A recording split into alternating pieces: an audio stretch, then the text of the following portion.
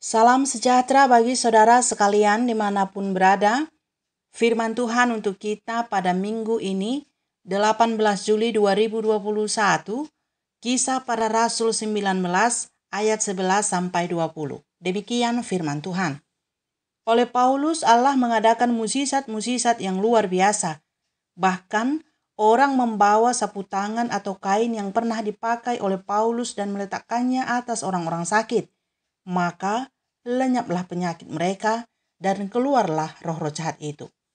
Juga beberapa tukang jampi Yahudi yang berjalan keliling di negeri itu mencoba menyebut nama Tuhan Yesus atas mereka yang kerasukan roh jahat dengan berseru katanya, "Aku menyumpahi kamu demi nama Yesus yang diberitakan oleh Paulus." Mereka yang melakukan hal itu ialah 7 orang dari seorang imam kepala Yahudi yang bernama Skewa.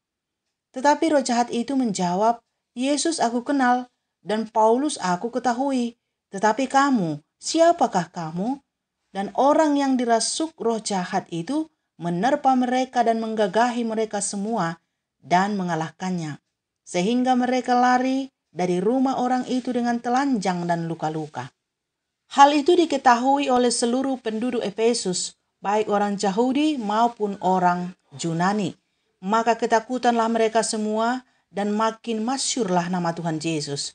Banyak di antara mereka yang telah menjadi percaya datang dan mengaku di muka umum bahwa mereka pernah turut melakukan perbuatan-perbuatan seperti itu. Banyak juga di antara mereka yang pernah melakukan sihir, mengumpulkan kitab-kitabnya, lalu membakarnya di depan mata semua orang. Nilai kitab-kitab itu ditaksir 50.000 uang perak. Dengan jalan ini, makin tersiarlah firman Tuhan dan makin berkuasa. Sampai di sini firman Tuhan. Saudara-saudaraku yang terkasih di dalam Kristus Yesus, tema khotbah untuk kita minggu ini, akukanlah kepada Tuhan. Sehubungan dengan minggu kuasa Allah menang atas kuasa kegelapan, maka yang hendak diakukan di hadapan Allah adalah segala bentuk kuasa kegelapan yang masih ada dalam diri jemaat. Apa itu kuasa kegelapan? Kuasa kegelapan atau yang sering disebut dengan okultisme dapat dipahami sebagai penganut atau orang yang mempraktekkan kuasa dan kekuatan dari dunia kegelapan atau dunia roh jahat. Kuasa kegelapan secara garis besar dapat dibagi menjadi 2, yaitu tipe lunak seperti tahayul, ramalan, astrologi, palmistry, spiritisme, astromantik, dan tipe keras seperti sihir putih dan sihir hitam, pelet, gendam, tenung, santet, satanisme, dan tenaga dalam. Melalui kuasa kegelapan, kemampuan adikodrati dapat dilakukan manusia yang mengandalkan kuasa iblis. Dan sampai sekarang masih saja ada yang memakai kuasa ini. Karena lewat kuasa ini sering juga kesembuhan dan sukses dapat dalam hidup dicapai seseorang. Perlu kita ketahui bahwa iblis dapat membuat kaya seseorang. Lihat Kisah Para Rasul 16 ayat 16. Dan juga dapat melakukan berbagai-bagai mukjizat. Lihat Keluaran 7 ayat 10 sampai 13. Dan harus disadari semua ini harus dibayar dengan jiwa sendiri. Karena pertolongan setan pada hakikatnya adalah celaka. Kesembuhan gelap memang menolong tubuh, tetapi nanti jiwa menderita. Kuasa kegelapan ini bukan hanya dilakukan para petenung atau ahli sihir saja, tetapi bisa memasuki seseorang yang menyamar sebagai pemberita Injil. Karena iblis juga punya pengetahuan tentang kekristenan. Iblis mengenal orang-orang yang dihadapinya dan mengenal Yesus Kristus dan pengikut-pengikutnya dan berkuasa memakai mereka dan bahkan menyakiti orang-orang yang mereka temui. Lihat ayat 15 dan 16. Tetapi roh jahat itu menjawab, "Yesus aku kenal dan Paulus aku ketahui, tetapi kamu, siapakah kamu?" Dan orang yang dirasuk roh jahat itu menerpa mereka dan menggagahi mereka semua dan mengalahkannya sehingga mereka lari dari rumah itu dengan telanjang dan luka-luka. Itulah sebabnya Yesus pernah memberi peringatan, tentang datangnya banyak Mesias palsu, nabi-nabi palsu, guru-guru palsu, dan gembala-gembala palsu di ujung akhir zaman. Iblis akan berada di belakang mereka sebagai pendukung utama, dan melalui mereka ia akan berusaha untuk menawarkan teologianya sendiri dengan memasukkan ajaran spiritisme, sihir, dan segala bentuk penyembahan berhala dalam kemasan yang menarik. Jadi, iblis itu bukan hanya menyakiti tubuh orang-orang yang dimasukinya, tetapi juga bisa menyembuhkan dan membuat sukses orang-orang yang percaya padanya. Tetapi semua orang yang berhubungan dengan kuasa kegelapan pada akhirnya akan celaka, karena tujuan iblis adalah kecelakaan atau pembinasaan, baik pada masa yang sekarang maupun pada masa yang akan datang. Untuk itulah Yesus memberi kuasa kepada rasul-rasulnya mengusir kuasa-kuasa kegelapan, supaya setiap orang yang terikat pada kuasa kegelapan tidak binasa, tetapi beroleh keselamatan. Rasul Paulus adalah salah seorang rasul Tuhan yang diberi kuasa untuk melakukannya, sehingga banyak orang yang menjadi percaya kepada Yesus dan memasyurkan nama Tuhan Yesus. Dalam nas khotbah disebutkan, oleh Paulus Allah mengadakan mukjizat-mukjizat yang luar biasa. Bahkan orang membawa sapu tangan atau kain yang pernah dipakai oleh Paulus dan meletakkannya atas orang-orang sakit, maka lenyaplah penyakit mereka dan keluarlah roh-roh jahat.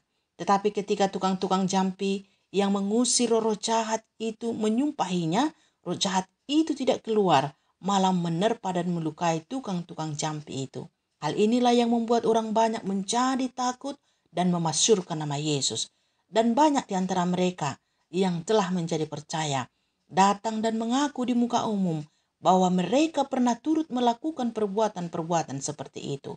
Banyak juga di antara mereka yang pernah melakukan sihir, mengumpulkan kitab-kitabnya, lalu membakarnya di depan mata semua orang.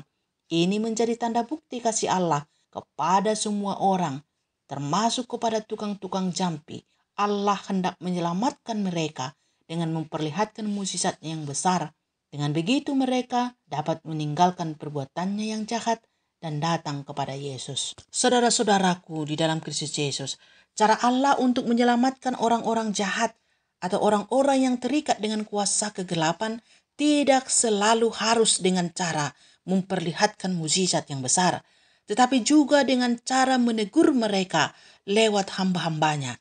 Jika mereka menghiraukan teguran, maka selamatlah mereka. Tetapi jika tidak, maka kebinasaan sudah menanti. Dalam Ogen 2 Raja-Raja 21 ayat 1-15 diceritakan di sana Manasye Raja Yehuda terlibat dalam kuasa kegelapan. Ia melakukan kekejian di mata Tuhan, mendirikan berhala-berhala, melakukan ramal dan telaah, dan menghubungi para pemanggil arwah dan para pemanggil roh peramal. Semua ini menyakitkan hati Tuhan. Untuk mengubahkan hatinya, Allah tidak perlu memperlihatkan mukjizat kepadanya, tetapi Allah menyuruh hamba-hambanya, yakni para nabi, menyampaikan pesan Allah kepadanya atas segala kekejian yang ia lakukan. Lihat ayat 10. Tuhan akan mendatangkan malapetaka kepadanya dan akan membuang bangsanya karena kejahatan itu. Jadi saudara-saudaraku, siapapun dari antara saudara yang masih terikat dengan kuasa-kuasa kegelapan, lakukanlah itu di hadapan Tuhan. Jangan tunggu lama-lama atau tunggu ada dulu mujizat besar baru saudara mau bertobat. Tuhan punya caranya sendiri untuk mengubah seseorang. Bisa lewat mujizat dan bisa lewat teguran atau penghukuman. Sebelum Allah menjatuhkan penghukumannya, kembalilah kepada Tuhan. Siapa yang punya jimat-jimat pada cincinnya, penjaga badan yang didapat dari petenung, pelaris dagangan, dan pemanis supaya kelihatan menarik, dan yang lainnya, yang semuanya terhubung dengan kuasa kegelapan, tinggalkanlah itu dengan segera. Lebih baik saudara miskin saja, tetapi mendapat bagian dalam kerajaan Tuhan. Lebih baik saudara menjadi orang yang biasa-biasa saja, tetapi berharga di mata Tuhan. Lebih baik saudara hidup pikul salib mengikut jalan-jalan Kristus, supaya saudara dapat bagian dalam kemenangannya. Hidup di dunia ini hanya sementara. Kaya dan miskin sama-sama akan mati pada akhirnya. Orang biasa dan pejabat akan berpulang pada waktunya. Tetapi orang yang percaya kepada Yesus dan turut jalan-jalannya akan mendapatkan kesenangan yang kekal. Yesus telah melepaskan kita dari kuasa kegelapan dan memindahkan kita ke dalam kerajaan anaknya yang kekasih. Demikianlah dituliskan dalam Invokatio Kolose 1 ayat 13. Oleh sebab itu, jangan sia-siakan kasih Tuhan itu. Segeralah lakukan di hadapan Tuhan, mumpung masih ada waktu.